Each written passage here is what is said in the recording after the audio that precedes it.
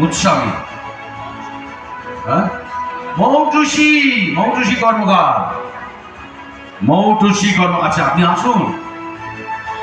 প্যারা ঢোকে নেবেন না খালি আনন্দের জন্য। না, ওটা ভীষণ পলকা ভেঙে যাবে।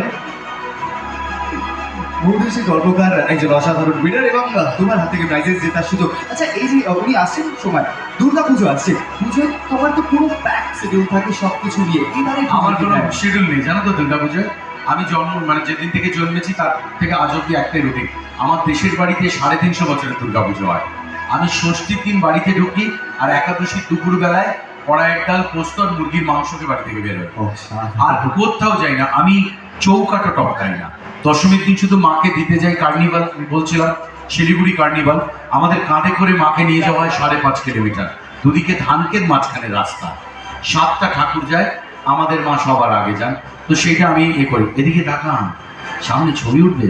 আরে কেমন আছে বর কোথায়? ওটাকে বাড়িতে দিয়েছেন, কালকে এসেছিল। গুড, আপনি পিছিয়ে যাবেন না।